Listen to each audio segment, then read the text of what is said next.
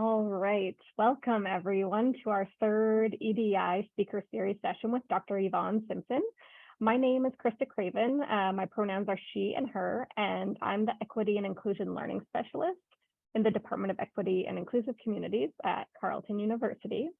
I'd like to start by acknowledging the importance of the lands that we each call home.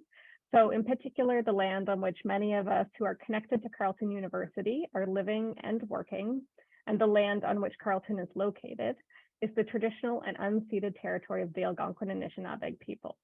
So as we start our session today, I invite each of us to reflect on what it means to operate within a colonial institution located on unceded Indigenous land, and how that shapes our engagement with the work we do in terms of both content and practice, particularly when it comes to the work of equity and inclusion.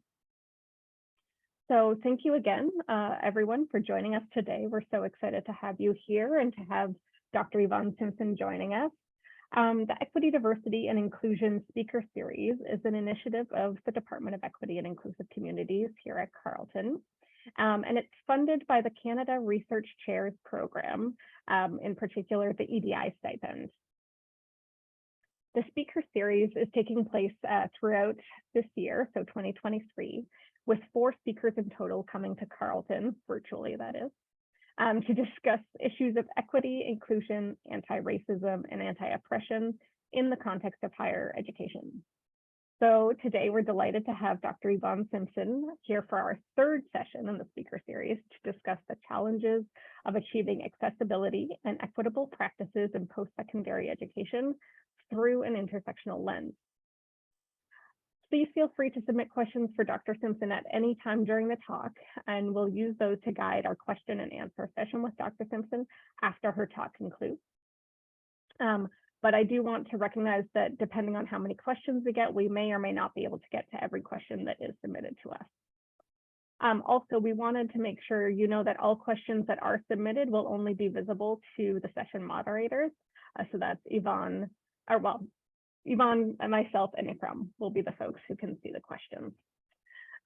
So thanks so much. And now I'm going to pass it over to Ikram Jama, who is our Director of Human Rights and Equity at the Department of Equity and Inclusive Communities, who will now introduce Dr. Simpson. Thank you, Krista. Welcome, everyone. Welcome, Dr. Simpson. So glad to have you today. And yeah, so let me tell you a bit about our esteemed speaker today. Dr. Yvonne Simpson earned her PhD in critical disability studies from York University. She's dedicated to fostering excellence in curriculum through transformational practices and coalition building to enhance achievement of accessibility and anti-racism in education. She has held cross-functional roles in post-secondary education, including teaching in interdisciplinary areas of critical disability and equity studies, as well as serving as a subject matter expert in developing and designing education programs. She's worked as a practitioner in the disabilities field for many years and has held various leadership roles in the private and public sectors. Her recent research project, entitled Accounting for Racialized Immigrant Workers, Histography of the Color-Coded System of Disability Exclusion, delved into human rights and social justice in the context of acquired workplace disability among racialized immigrant workers. In this project, she engaged with critical theoretical methodologies, including critical race theory and institutional ethnography, to interrogate structural barriers as influential regimes in the production of disability as an outcome of labor market exploitation, transnational migration, colonization, and racialization. It's my pleasure to welcome Dr. Simpson. Welcome. Thank you so much, Ikram, for that generous introduction. It is a real pleasure to be here. Welcome, everyone.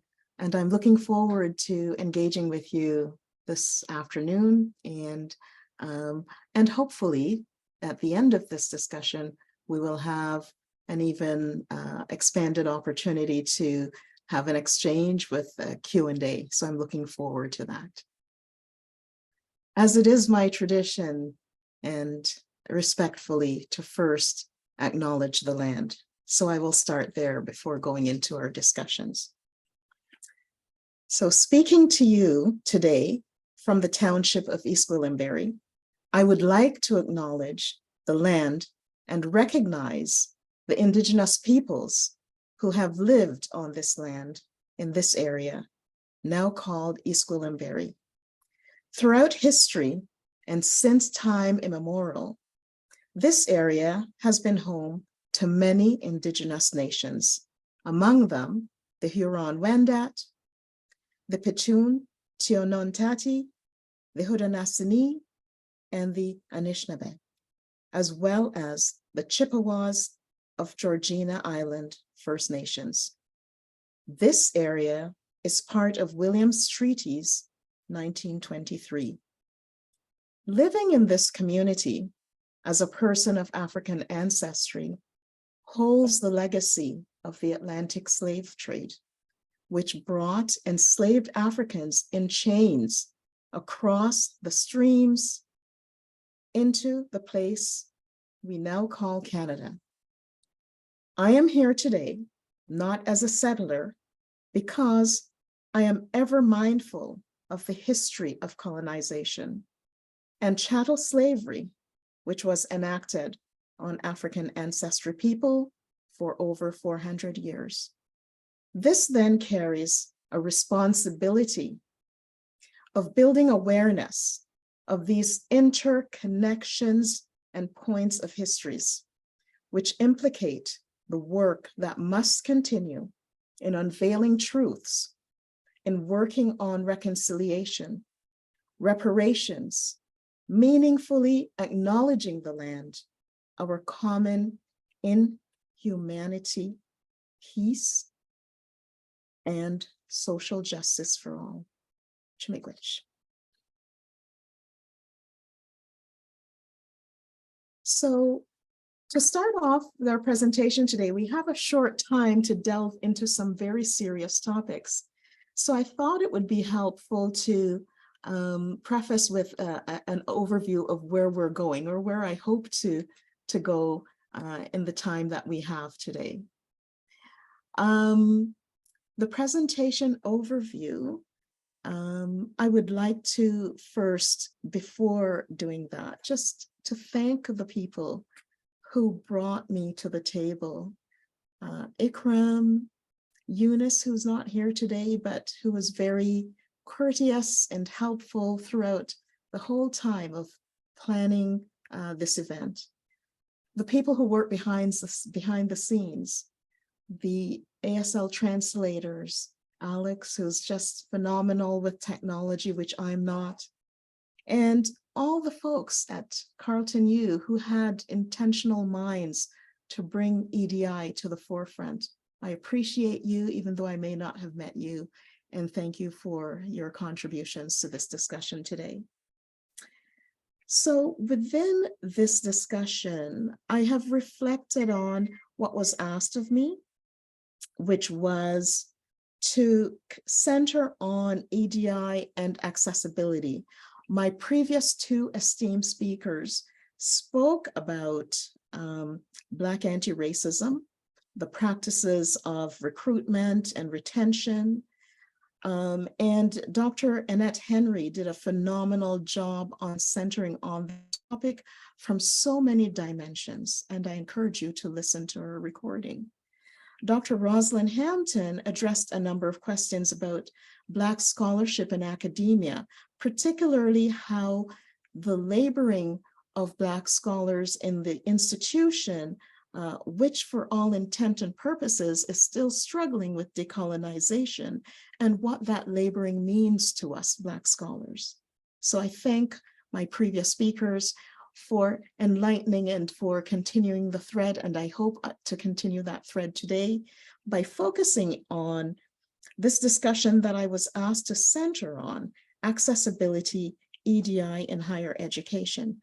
I come to this topic as a practitioner, as a professional, as an educator, and someone who's really interested in history and how history and historical legacies have impacted us in today's world and continues to do so. So my topics for this discussion are about that. So I've started with a land acknowledgement to show that there is this connection to land and these histories. And I place myself in that history. We're all connected together in that history. So we'll start by looking at some of that history and how we have come from that history to where we are in the first section of the presentation. I also want to sensitize some topics, some concepts, because in as much as we're in an academic institution and in as much as I know that we're familiar with these, for purposes of the discussion, I'd like to just take us back to some of these concepts. I then want to delve into some of the historical impacts, particularly with respect to how it has unfolded in educational and racialized bodies, and how we struggle with this idea of the performative versus accountability in EDI. On the final part of this talk, I would like to think about us bookmarking some considerations for the future. We don't have all the solutions, but I hope we can prompt some questions to be mindful about what we need to do, what we need to keep intentionally mindful of and aware of in these practices of accessibility, hiring, a representation in the university, and of course, the ultimate curriculum, because education is what can make the change or perpetuate the legacies.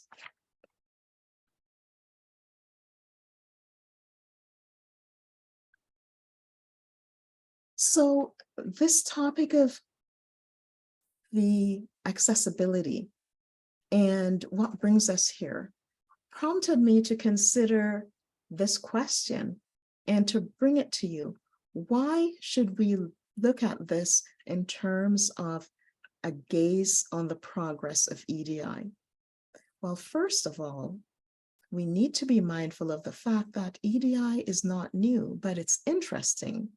As the discourses have progressed, we talk about EDI as if it just magically happened during that tragic incident that we all witnessed when George Floyd was murdered on May 25th in 2020.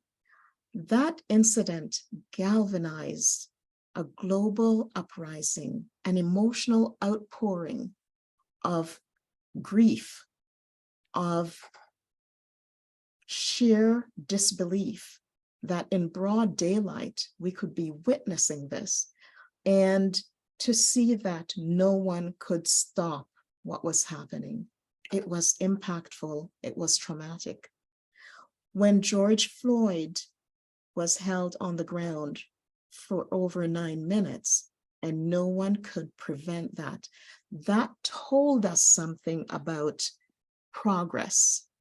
Progress made, progress not made, regressions that have been hitting us in the face, but came to full visibility for the world to see.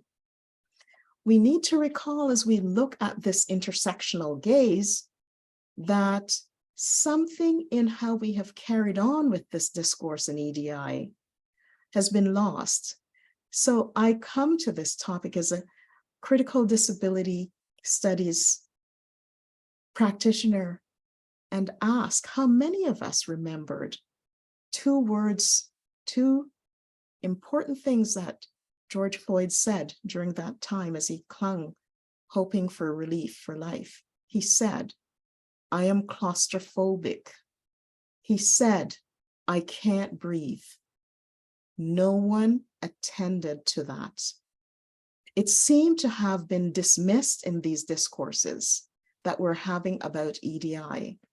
The intersection of disability, disability being a human experience, disability and the world's minoritized people constitute the largest minoritized group on the globe. Over 800 million people, 800 million people are identified as having a disability, yet we don't talk about disability in the intersect of the work that we're doing. We cannot dismiss it And we must recall those fateful words that were denied as we see, as we talk about accessibility today, the denial.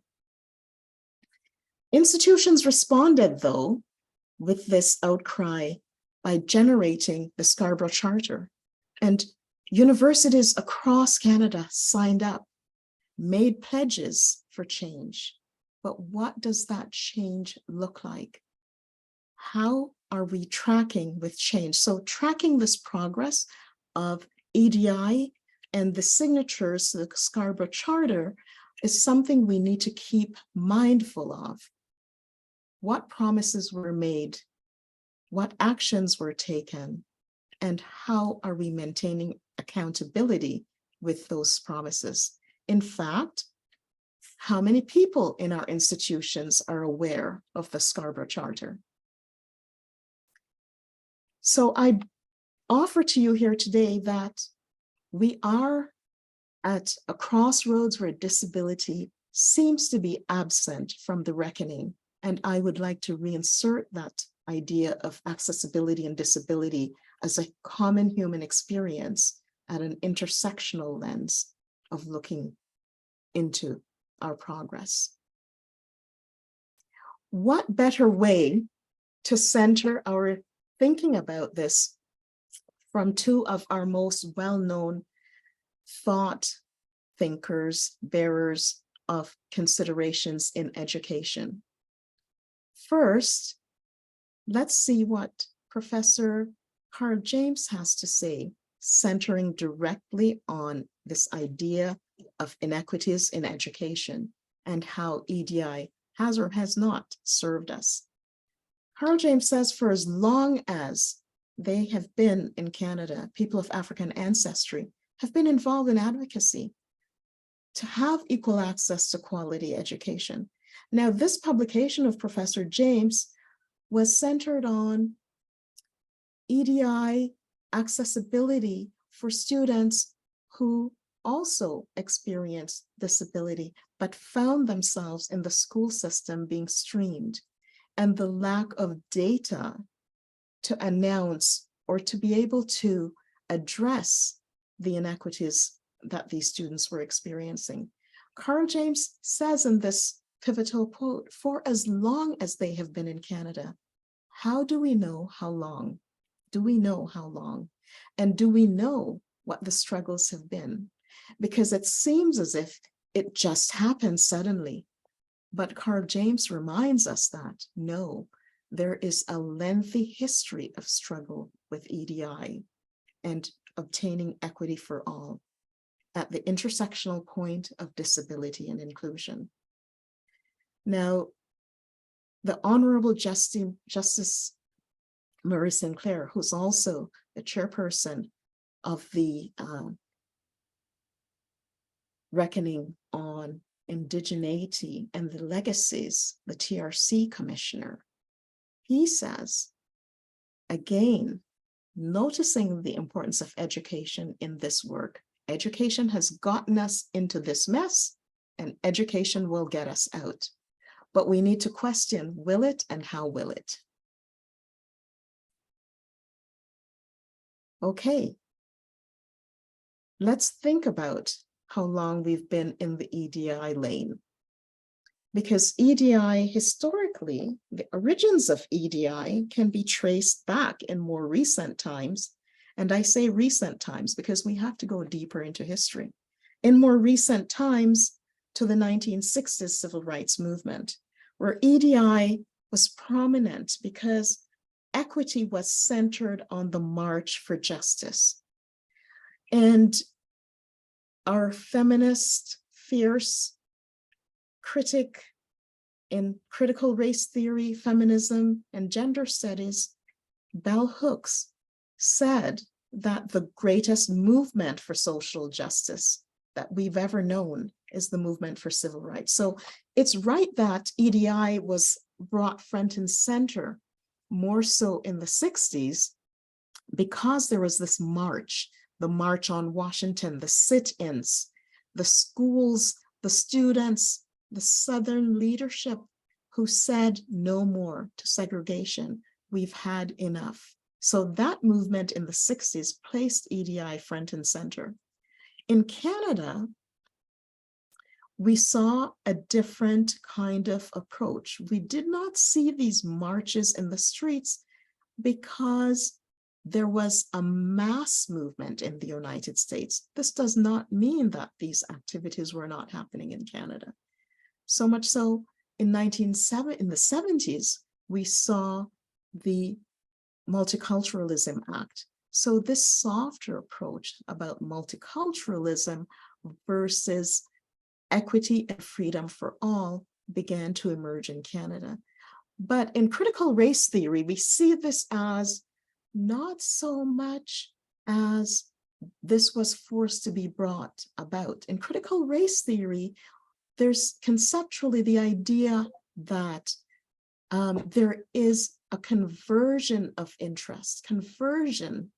Interest conversion meaning provided it's serving my interest. What was happening in the 70s? Massive changes in demographics.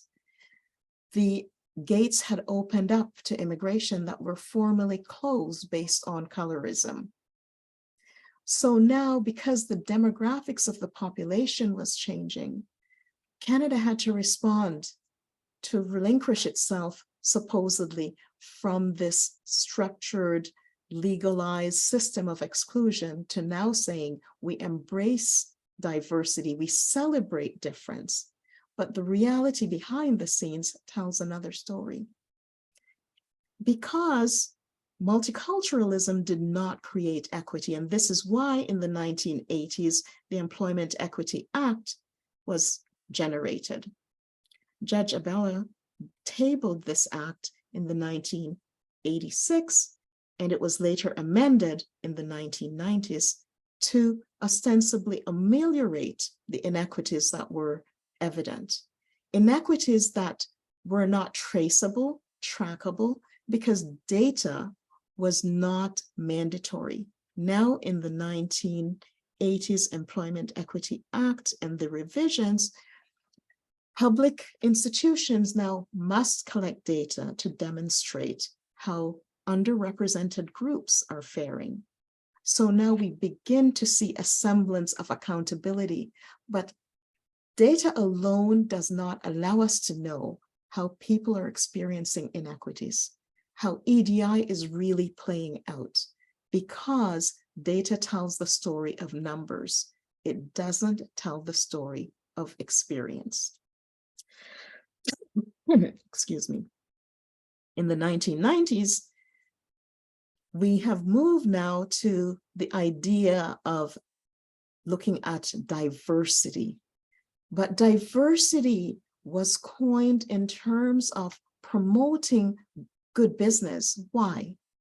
Diversity is good for good business at this stage because we needed a labor force of immigrant workers, and we needed their skills. Therefore, it became good business to be diverse. Interest conversion, whose interest is being served? Still, the presence of people being at the table had complexities because we're missing the experiences that people are going through. So let's think about some of these concepts and how they act on people's lives. Because as I said before, disability is a lived human experience. You cannot look at any population, any group of people, any place in the world without seeing the existence of disability as a human experience. But disability, interestingly enough, does not have a unified definition. Disability is defined in many legislations or policies. The Ontario Human Rights Commission defines disability in terms of its vast expression of bodily impacts of impairments, whether that is a physical disability, whether that is diabetes, or the plethora of listing of conditions that you will see in that definition. Interestingly also, because it's not a unified definition, insurance contracts have specific ways of defining disability. by a percentage. If you become disabled and cannot do your own occupation and cannot earn a certain amount of money, disability has a very precarious definition, from systems to systems, entitlements and eligibility for services or financial accessibility. Disability is variously defined. Race, on the other hand, for a very long time, was complicated by what education did in terms of socializing a false narrative about race by creating categories for superiority and inferiority based on colorism. We now know, based on information that we have, based on experiences and facts, that race is socially constructed. It served a purpose in trust conversion. It served a purpose by pitting groups against each other and creating divisions based on the color line. It was Du Bois, the famous sociologist, who taught us that the 20th century will be the century of reckoning with the color line, and how prophetic that was. The color line has come full circle, and it seemed everything that was old is suddenly new again when George Floyd was killed. But let's recall, is it new? We have circled around this over time, always evolving after a crisis to recenter on EDI, because different fights have to be fought. Different issues have come to full-blown exposure in our face. And so it takes a different sensitization to concepts as we move through the EDI conundrum. Race is socially constructed. There is no scientific basis to distinguish racial characteristics, but people, we still cling to race because racism is real. And so we must discuss race. We cannot stick our heads in the sand and say, well, it's only socially constructed. The reality is race generates racism, and so race is real. But we must distinguish that there's no scientific basis that causes distinction between people based on those constructs. Intersectionality.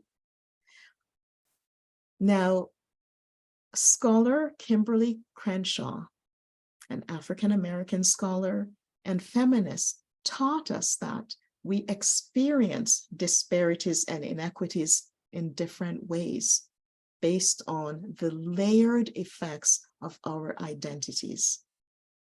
So if you're intersectionally identified, be that LGBTQ as two-spirited people with a disability and being racialized, your experience will be different from someone who has a disability, but maybe a white male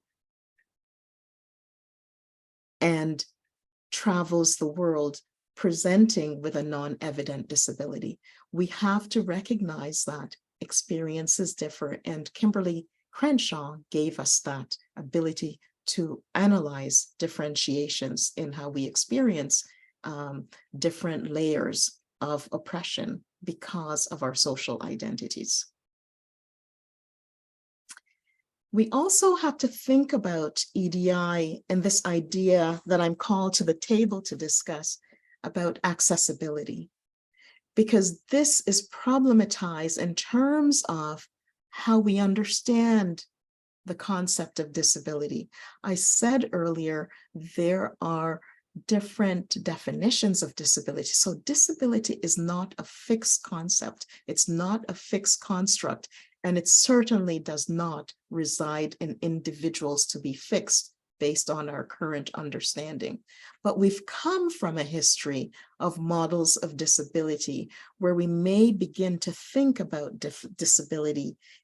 And even though conceptually we have moved from a moral model to a medical model and a biopsychosocial model to now our social models, these concepts still remain with us. We still can hear language that talk about disability as if it happened to that person because something must have happened in their family background. What happened to cause that? We're seeking for the cause from a moralistic standpoint. Something must have happened to cause the disability. And we hear the terms, oh, this person is afflicted with that. There must be, something must have happened. So it must have been a punishment, or what happened? The constant probing and questioning about the why, about the individual, and looking at disability as being constructed for and within the person. We move to the medical model around the time of the Second World War and the impact of soldiers, young men who had left home to fight the good fight, returning with various injuries, various ways of navigating their new world with these impairments, promoted this interest, almost an overwhelming level of activity into looking at the cure, the treatment, finding ways through rehabilitation to rehabilitate the person, to try and fix the person and bring them back to the ableist standards that we hold in society. So the idea of the fix and the cure comes under the medical model. This is important in our institutions today because we ask students to bring us a medical note from their practitioner before we can make a decision about their eligibility for accommodations. Imagine that. Pause for a moment and consider another system of oppression in the genderized field, where we're now dealing with the Me Too movement. And the standard is, if a woman says something, believe them. If a student says, I need accommodation, what is our response? Bring me the note. George Floyd, connecting it back, when he said, I'm claustrophobic, he wasn't believed. We still are suspended in the state of validation, show me, prove it when it comes to disability, squarely under the medical model. It hasn't left us, even though philosophically we've moved on to understanding disability in different ways. The biopsychosocial model, promoted by the World Health Organization, provides us with a centering of disability in the context of looking at disability from the broader scope of the interaction of the person with the environment, the social determinants of health, not just the definition of being well, it's about well-being. And when we think about the social definition, the social determinants of health, things like your opportunities for employment, your identity, racialized, indigenous, your status, your immigrant status, your language status, your sexual orientation status. These are all social identities that interact with a community that has been constructed to view people in different ways. These are the issues that bring inequities to the line for most people. So when we think about the biopsychosocial model and we think about accessibility for students, consider how little or how much we have advanced beyond the moral model. Are they deserving? The medical model, we need the note. How disabled are they anyway? The gaze on bodies and psychological abilities and the questioning of the notion of capacity drives the conceptualization of disability, resulting in inequities for our students in our academic environments over and over again. It drives accessibility for employees with disabilities, faculty members who may need accommodation. Your hiring processes, your recruitment processes for faculty, staff, and student, when you declare you have accessibility protocols, yet we still need the note for you to prove it. Now, the social model. The social model where disability critics like myself and the School of Disability Studies embrace this model and profess that disability, if we really think about it, has more to do with how we've structured our world, how we have socialized thinking about the barriers we create, how we build our buildings, how we provide services. It is an ableist paradigm. The world was never constructed for people with a point of difference in mind, and it certainly was not constructed for Black people, racialized people in schooling, as we shall see shortly. What is the current framing about our institutions?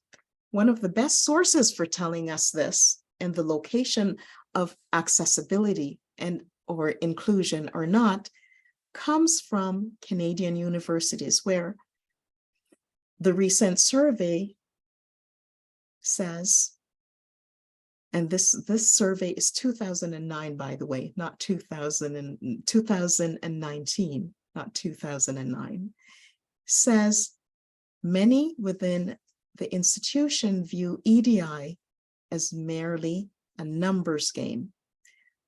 So think about our understanding of EDI and where we've come and where we're going. But leaders, as indicated by the voice of this one president in the recent surveys of universities, says institutions are questioning this idea of EDI. EDI hangs in doubt. EDI hangs as a fragile concept, and we don't really know where we stand or where we should go, even though they have all signed off on the charter with its full-blown list of actionable, accountable activities to accomplish a more equal playing field for all. Still, this concept of EDI under fire and under questioning remains. The deeper work of changing institutional culture is under challenge, and it's not broadly understood. Just imagine that. EDI has been with us since the 1960s and before, because of historical struggles, still not understood, still not accepted. How do we make sense of this? Well, you know, academic types often go towards theory to help us explain things. So let's consider some theories to help us with our understanding here.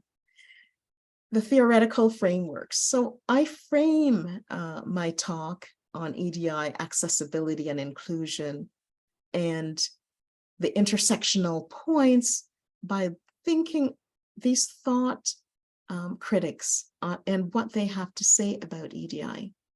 So I start with critical race theory and intersectionality from a Canadian standpoint. Aluard in 1999. And I chose this reference point so that we can realize how long EDI has been with us, how long critical race theory has been with us. Still we question. And Professor Aluard says the colorblindness claims of obscuring historical oppression, that's what it does. If we take this colorblindness approach, that everybody's the same, we're all on an equal playing field. We're a multicultural society. We have respect for everybody. We have respect points of views of difference. We're diverse. These kinds of claims are colorblind claims that obscure the very implication of how oppression happens, especially for intersectionally identified people on the color line. Crenshaw, remember, Crenshaw, an African-American legal scholar, says there's a double consequence of layered oppression associated with being an African-American woman. If you're genderized and you're racialized and you have a disability, you are now triply burdened because all these lanes are navigated with the marker of what society has inscripted in terms of your status of being included or excluded. And that holds true for our academic institutions from all levels, from recruitment to retention, to students in the classroom, to representation. Who gets to the table? Who gets the call? The numbers tell us today what that looks like, and it has not changed substantially. Critical disability studies gives us a way of examining these complex topics. And Ervelis, one of the scholars in this field, tells us that disability is like addressing the battered flesh, because embodiment becomes the representation of who we are, what is seen. Even in non-evident disabilities, once it's declared, there's a gaze that sets one apart from the other. Averellis reminds us that there's a complex relationship in race and disability, because the gaze on Blackness and disability has always been stigmatized. It has never been free to experience the potential of fully and truly be included. And the history has shown us so. Now we're at crossroads with respect to this idea of change. Change has come throughout the history of EDI, from the time people were enslaved to the time slavery was abolished, to the time integration had to be fought for, to the time the marches on Washington had to take place, and in Canada, the ongoing legacies that we're seeing right in front of our very eyes, the unfolding and the digging up of the children, that we know there is this ongoing dilemma and the pressure for change. Yet we're in quandary about what that change should look like. The question then becomes, why is it so hard?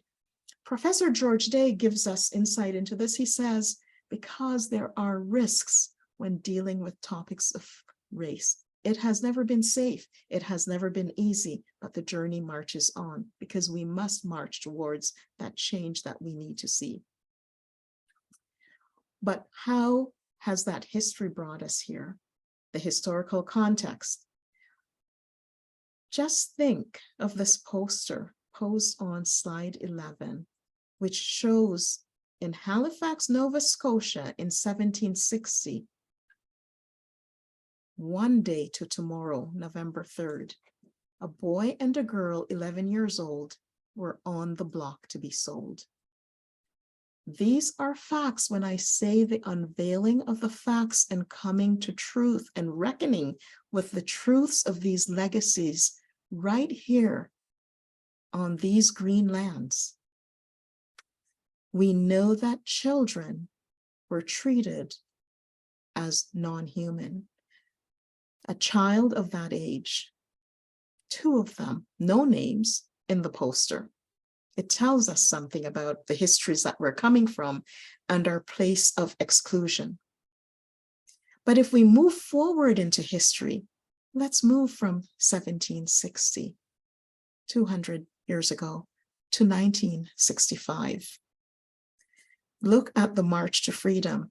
We're struggling with closing down segregated schools. What does this tell us from an education, inclusion, and accessibility standpoint? The mark of enslavement, of being racialized, and setting up separate systems, well entrenched in our cultural musings and our thinking about people. In 1983, Canadian segregated schools closed in Nova Scotia. How far have we come, 1983? And get this, if we think universities are immune from this behavior, consider the universities that had policies in place to restrict Black people from going into med school, to prevent nurses from entering into nursing school. And most recently, 2018, we have Queen's University removing the last remnants of its official policies. We now have to look at the historical legacies of schooling, so-called schooling, the not so hidden agenda. Let's go back to who might have had an education under the guise of schooling and how that impacts us today. It starts with colonization, of course, and we have the first example of knowledge not being shown in our classrooms today, perpetuated from the legacies of Samuel de Champlain. In 1612, in his own diary, he says, "They made me a very exact statement indicated by drawings, all the places where they had been." This tells us Indigenous people drew their maps on the ground, directing and showing the lands, sharing the land, only to have it snatched away. And whether intentionally or not, Champlain, our first plagiarizer of stealing knowledge, and then we turn around and we snatch Indigenous children and created residential schools where they were in fact laborers, incurring in the process of laboring untold fatalities and injuries. The laundry machines being one of them that I unearthed in my research. Untold, discounted, not told in our histories of what children endured in those schools. In 1628, we know that, going back to what Professor James asked, for as long as we've been in Canada, we have an indication of how long that has been, how long EDI has gone on. We can now place a date to EDI for our purposes on this record that we know of, 1628. Oliver Lejeune is down on record by the priest who kept him captive, saying he did not want to be baptized. The priest recorded when Oliver Lejeune was told about his new name, "If you say I am." And Oliver Lejeune was not afforded an education, so the priest told us that he resisted. There is my marker of the first resistance and how EDI was created.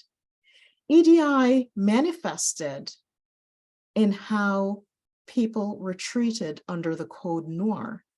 And here is an intersectional point. We see the first semblance of a disability policy in the Code Noir that was created in the 1700s by King Louis for the governance of the colonies and the settlements, being one of them being New France, where enslaved people were held.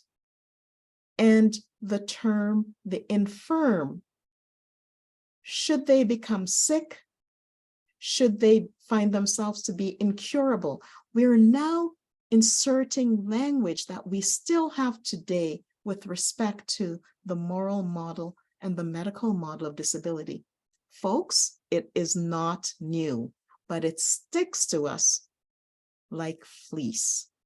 The language of disability, intersectionality has been handed down since colonization, and we can't seem to shake it off. What can we do?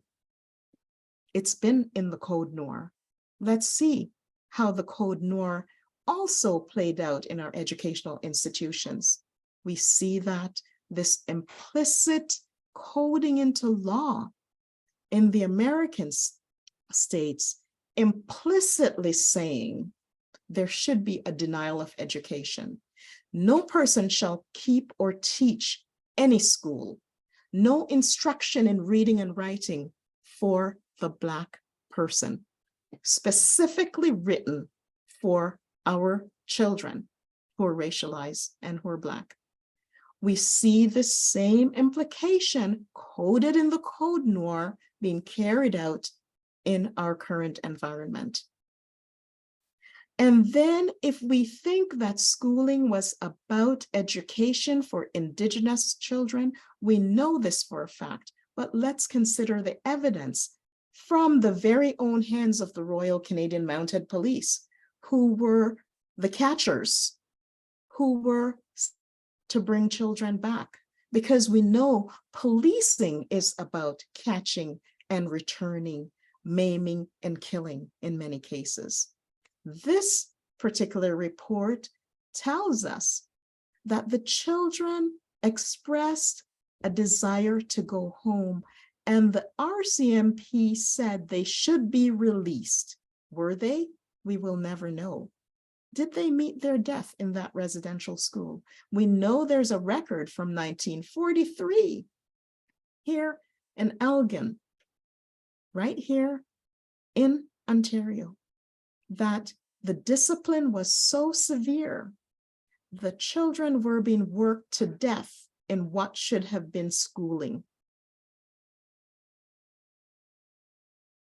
Let's rest that for a moment and cast our minds to today, the more current history. Let us consider how these legacies have continued to impact race and disability intersecting today, and how accessibility continues to be a hard-fought space.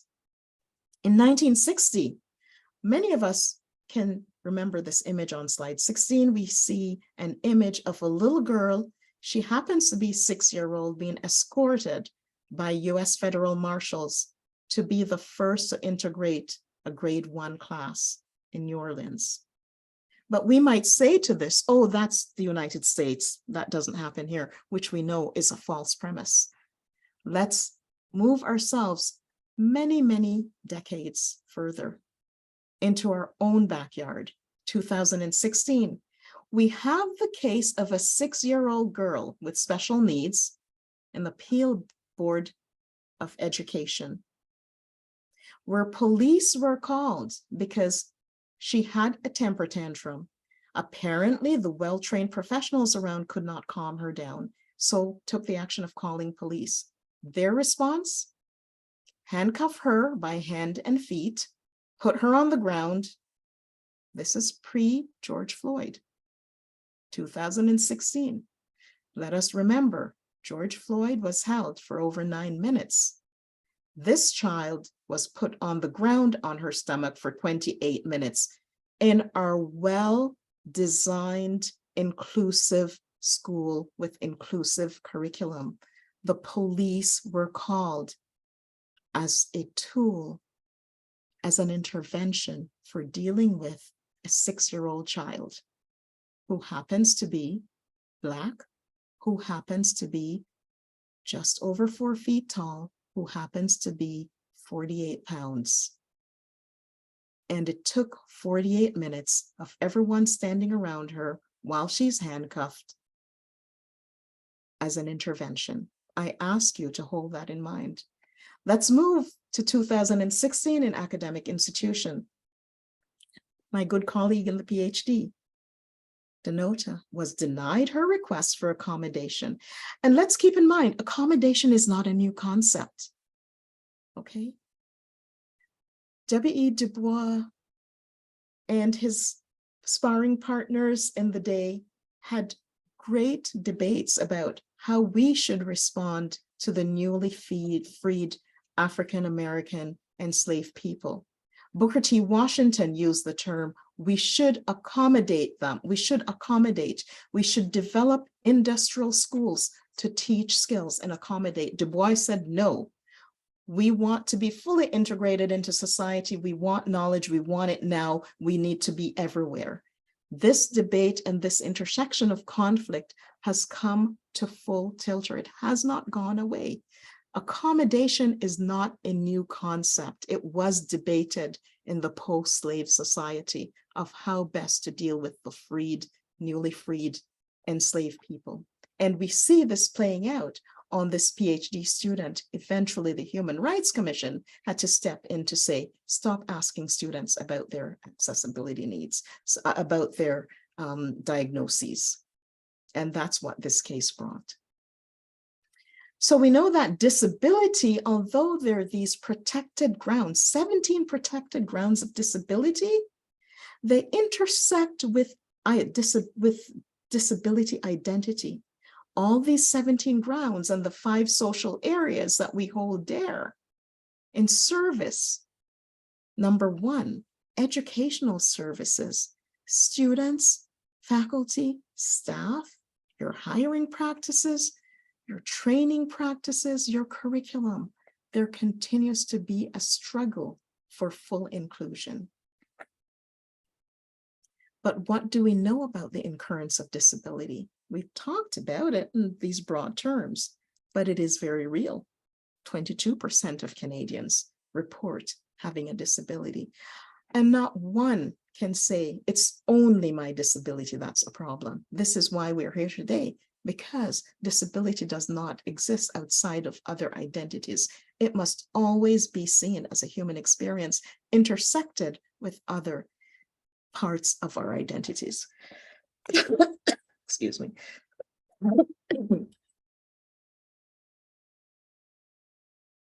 Sorry.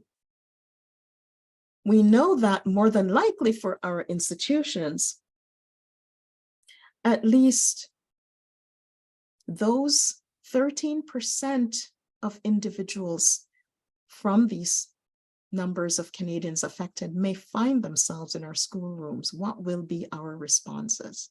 We know, looking at this infographic, that disability, such as seeing, hearing, learning, memory, are all issues that are part of the human continuum. We all see differently. We all hear differently, learn differently, yet we must be classified and come forward and make a request to be accommodated. Does that inspire a dignified way of life for anyone? 20% of working age adults, some of them still in that catchment group of our students, experience a disability. So if we think about the vast numbers of people in our day-to-day lives and how our lives are structured to meet them, we have work to do on change. We know that from a Canadian human rights perspective, disability is the biggest area of complaints. Despite having these laws and systems of protection, despite having accommodation policies that are yay high for our community members, disability continues to be the source of highest complaint. Excuse me. And I've cited here the 2019 Canadian Human Rights Commission's report on the trends of disability, because for the first time in 2019, the Commission reported that there's an increasing trend of human rights complaints that profiled disability intersectionality. This is very informative for us to know, because if we know that this is trending upward, and intersectionality cannot be denied, because you cannot separate out people's identity in their experiences of oppression, it must be counted as part of their experience, because this is the only way we can reckon with the injustice. The Commission, which is an authoritative source on collecting data, and they've been doing it because they recognize the importance of knowing how they're intervening in justice matters, tell us that 42% of the complaints that they received during this period, 42% cited more than one ground of discrimination, intersectionality. In addition, 53% of these cases were related to mental health related disabilities. So we can say that these are non-evident disabilities that students, staff, and faculty must consistently and persistently try to prove that there is a concern that necessitates accommodation. And we have not departed from that. We know based on the university's current statistics that the collection of data, Universities Canada 2019, doing its survey to learn about the responsiveness of the academic community to accessibility, tell us that there's still this ongoing struggle for qualitative and quantitative data. And do you know why this is important? It is important because if it doesn't exist, if we're not tracking it, we can have false comfort to say everything is fine. But if we do collect it, and we are collecting it and investing in it for a purpose to inform our treatment of people, to ensure that we're moving towards a justice achievement state of affair, we know we must do that because it is one of the only ways we can get to the truth of how are we doing in building equity, human rights, and social justice for all. But Universities Canada tell us that there exists this problem of collecting data. And what else do they tell us? Institutions are more likely to collect self-identifying data on non-academic staff than on students. So we're leaving out students, our key stakeholders in why we even exist. We're not trying to find out who are our students, how diverse are they, how do they get their needs met if we don't know about them and their intersectional needs. Very few universities collect data, says Universities Canada, on their Senate, their boards, their committees. And I wonder why. One of the things we must learn is that racism and the power imbalance, institutional oppression is about power. Who holds power? We don't know. Who are the decision makers? We don't know. Who is at the table? If few universities collect any data on their boards, Senate, or committees, we will not know. We have work to do. And then there is this idea that there is generally more data collected on indigeneity than on race and disability. Well, yes, because the people who have been here since time immemorial, they need to be accounted for because they have not always been. And only 40% of universities are collecting data on disability through self-identification surveys. What is interesting here is that as we look at data for students with disabilities, we're also not counting who are we discounting for access to accommodations. When we say no, are we counting those people that we've declined? Or are we proudly showing in our graph charts and our pie charts the high numbers of students we've accommodated this year, or the high numbers of employees who we have provided services for? The story is to be told on those declined, who they are and why they were not getting their access to the institution. So what can we do? In conclusion, let's bookmark a few things. We know that 23% or a quarter of EDI leaders report that institutions are not always considering intersectionality, excuse me, in their policies or programs. We know that 44% of them indicate that sometimes they do so, and another 13% never do it. Where is our accountability framework? Coming from the Scarborough Charter, that we commit to these actions, yet we're not doing them. There still is, reported by Universities Canada, a lack of understanding of what is intersectionality. Still, since the 1600s, when the first child fought for his right, we still don't have an understanding of what that means. And we are in an academic institution. It is a report by Universities Canada surveying its own constituents, not an outsider, surveying its own. A lack of data to conduct intersectionality analyses is still a problem. A lack of resources is still a problem. How are we prioritizing EDI then to inform our march towards equity? And then recruiting. There's barriers for reporting and recruiting and retention of students. Noting a lack of EDI data on students. How can we do this?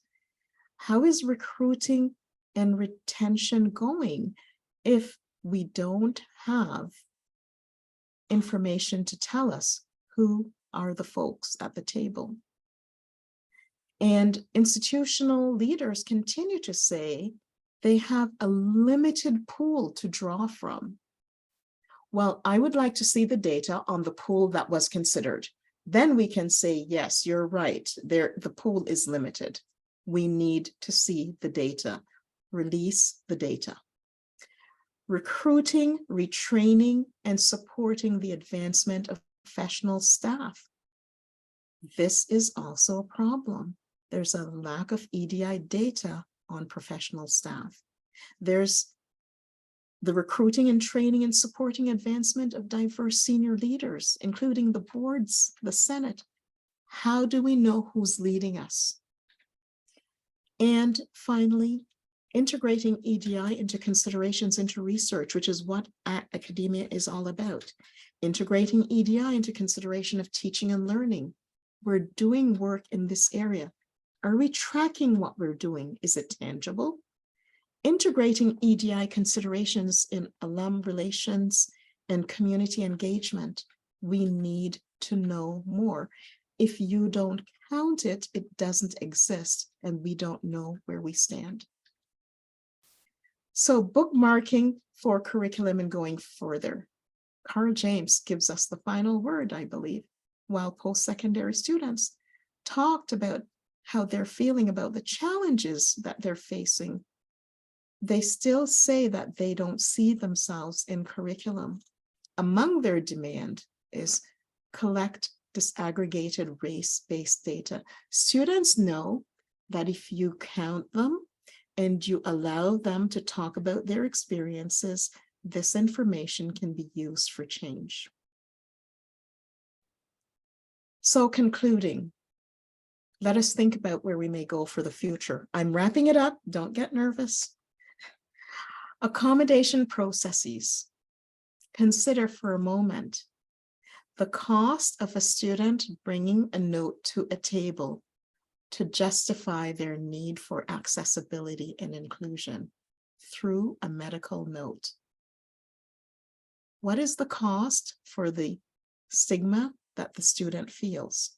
What is the cost for the student's idea about self-efficacy?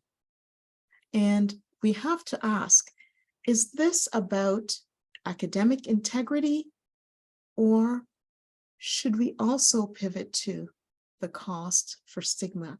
We have some philosophical reckoning to do to think about what flourishing might look like for the future. How might we activate processes that eliminate stigma and ensure that everyone is feeling that they're experiencing an experience of being able to flourish for the future? What types of disaggregated data will inform and foster action around accountability and to move away from the performative?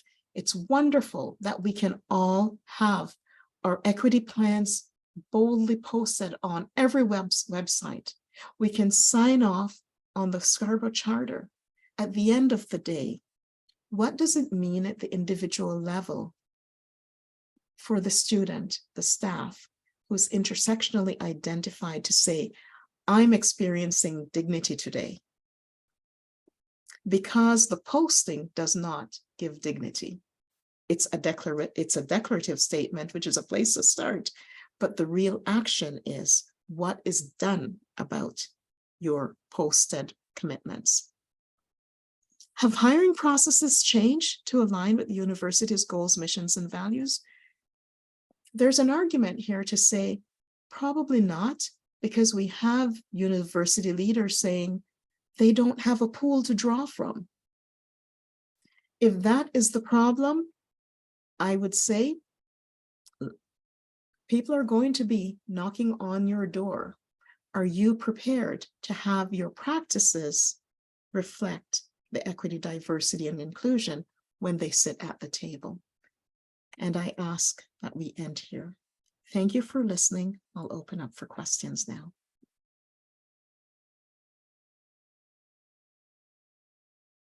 Thank you so much, Dr. Simpson, for that fantastic talk. So I'm just going to go over a little bit of logistics for the Q&A. We have about 15 minutes or so for a Q&A period with Dr. Simpson. Typically, our fantastic EDI speaker series coordinator, Eunice Oladejo, moderates the Q&A portion of the session, but she did experience some significant flight delays today. And even though she is now here, she just arrived. So I'll be doing my best to fill Eunice's shoes and moderating the Q&A. So as I mentioned earlier, please feel free to submit any questions for Dr. Simpson in the Zoom Q&A box. And as a reminder, any questions that are submitted will only be visible to the session moderators. And so we'll try to get to all the questions that are submitted, but we don't have too much time, so we may not be able to get to every question. So to start, I do have one question that someone shared, which is, can you share some promising strategies that you've seen perhaps in achieving greater accessibility that does sort of take that intersectional lens into consideration in post-secondary institutions? Yes, thank you for that question. We have talked about the importance of collecting disaggregated data.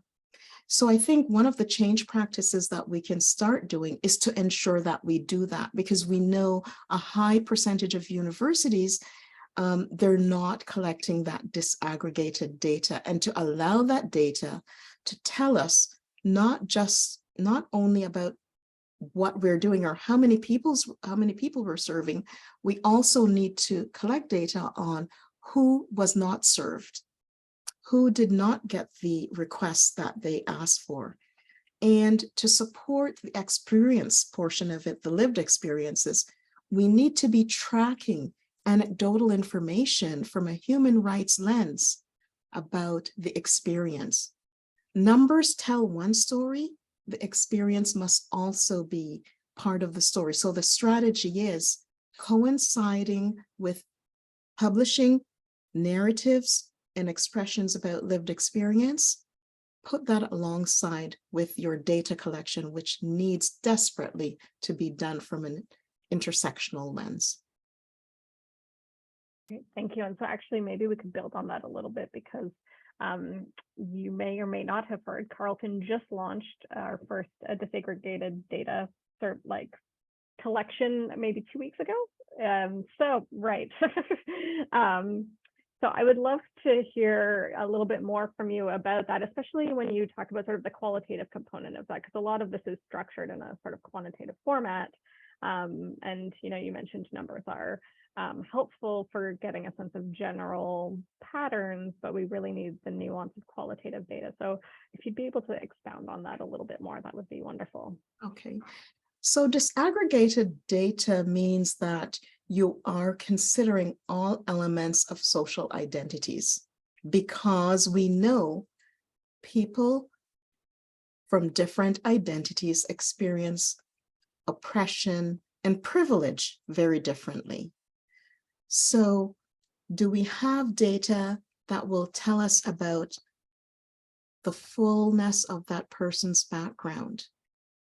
So students who are racialized, students who are from linguistic minorities, who are of Indigenous backgrounds, who are of diverse sexual orientation identities, who have different religious identities. How are they what are these identities? And then ensuring that we can show step by step. Student A with identities A, B, C, and D had this outcome.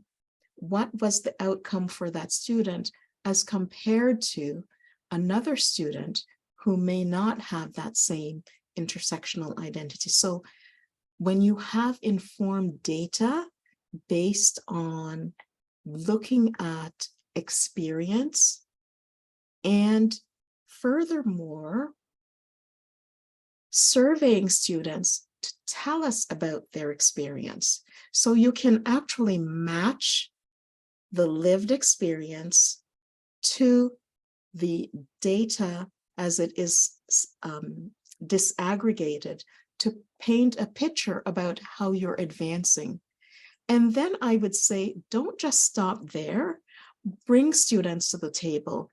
Frequently have consistent methodologies where you are interacting and having conversations with students, because a human rights lens in learning about the qualitative and the quantitative data means you're actually talking to people. You're not just looking strictly at the numbers. You're hearing from them. And in the hearing from them, seek their recommendations. Let them tell you what would have been difference making, and then act on those recommendations. Great, thank you. Another question I have here is, how do we address the issue of budget constraints when it comes to accessibility? Does the federal and provincial government have a role? What partnerships are necessary to increase resources for advancing accessibility in universities? I often smile with this question because my big answer to all of this is a kind of question back, but I'll answer the question. Have we ever experienced a year when a university declared they didn't have budget constraints? Let's all think back. Put it in the chat. Anyone. Can you remember a time, any time, that a university anywhere in Canada said, yay, we have no budget constraints, therefore we can do things? If we accept the notion that this is the normative way of life, that we operate within budgets, what is difference making in budgets? What is difference making? It's how we prioritize the slice, the pie, okay?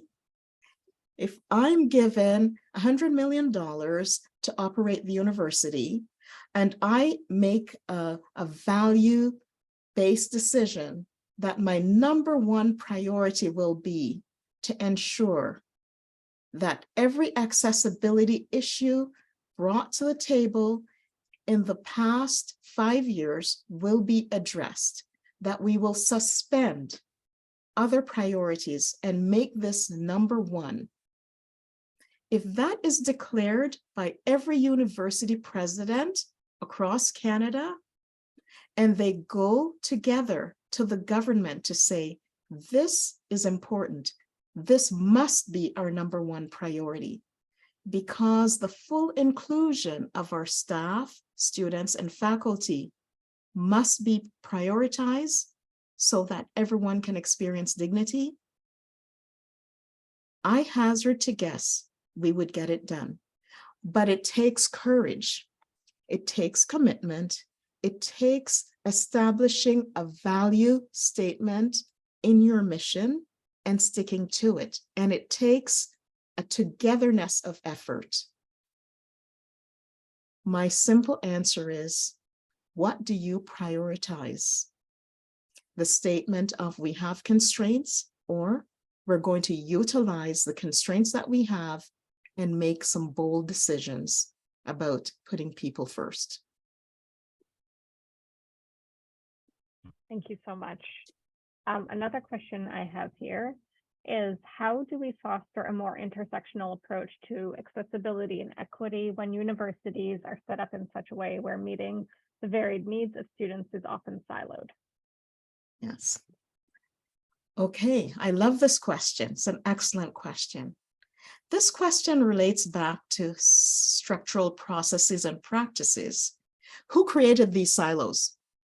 Did they just shoot up all by themselves, or we walked into a department one day and said, oh, there's a silo here? The same mechanisms that we use to create these silos, we can use these same mechanisms to take them down. What prevents one department from coming together with another department or across the university to look at prioritizing of plans? We are so siloed because it has to do with power that we're going to function this way, because we have made that business decision that this is the way we do it around here. And it's one of those statements that we often hear when access and inclusion is being denied. When a student is told you have to go and get, X number of pages filled out to do a form, and, the gut-wrenching punch about when am I going to get my accommodation? It's because the response might be, so sorry, that's how we do it. That's what you have to do.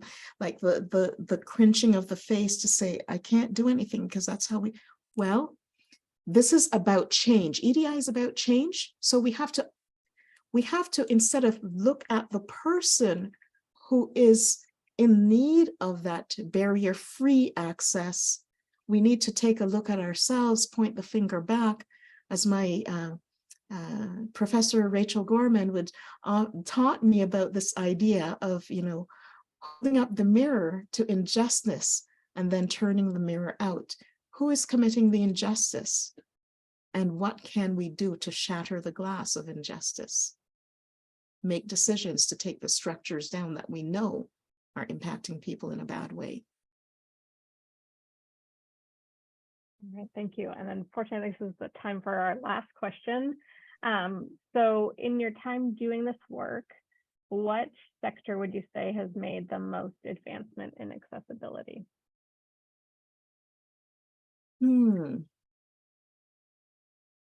I would argue that the place that it's a toss-up for me. I think in many ways, in education, we have made a lot of inroads because students have just been very active and a force to reckon with. Think about the PhD student who had to go to the Ontario Human Rights Commission to say, do not ask me about my diagnosis. And that meant that she had to expose her private matter to the world. But it led to an entire change in policy. So I would say the education sector in many ways, and in many ways, it has a great deal of work to do. Because we know that the barriers that are there, I think it's because of the movement and that the Human Rights Commission has taken steps to write directly to universities to instruct them on what they need to do to create equity, because students, the activism of students have been a force in this change process. Not because university leaders saw the need to change, but because students refuse to accept the injustice that was raining upon their heads. And I think that's where I would say that's where the biggest change has happened. Great, thank you so much, Dr. Simpson, for the Q&A. I'm going to pass it over to Ikram to close this session. Thank you. First of all, I would like to share our immense gratitude to Dr. Simpson for joining us today and inviting us all to think collectively about how we can use an intersectional framework for enhancing accessibility and equity in higher education. I certainly learned a lot, particularly the historical journey that you have taken us through, which is so key and important. if we want to correct the present, we have to think of yesterday, because yesterday is right here with us. I will always remember that. I would also like to extend a huge thank you to Jonas Oladejo for doing a fantastic job coordinating all aspects of the EDI speaker series and ensuring that everything was fully organized and set for the event today. This speaker series is something that I and my colleague Krista Craven designed. And so I want to thank Krista for bringing the idea to life with me. And I also would like to thank our team at the Department of Equity and Inclusive Communities for fully supporting this series and its implementation. I also would like to give a big thanks to our ASL interpreters and our live captioners from AI Media for helping make this event more accessible, and to the technical support team at Carleton for providing the production services that we really make these events run so smoothly. So we really thank you all. We want to thank the CRC for funding this speaker series, and to the chorus team at Carleton, including Andrea, Sue, and Marilyn for their support in managing the EDI stipend for the CRC. Finally, thank you so much to everyone who attended today and engaged in this session. We know that you're taking this conversation and these learnings with you into your respective areas, and hopefully we will continue to work together to implement change in our university and beyond. We really appreciate you joining us, and please stay tuned for the final and last EDI speaker series, which we're hoping to bring together in a couple of weeks. Again, thank you so much, Dr. Simpson. This has been a pleasure, and I wish all of you a good evening or afternoon. Thank you so much, Ikram, Eunice, Alex, Krista, all of you for being so hospitable. And thank you everyone who attended for listening. Enough respect. Thank you so much. It's been a pleasure. Bye.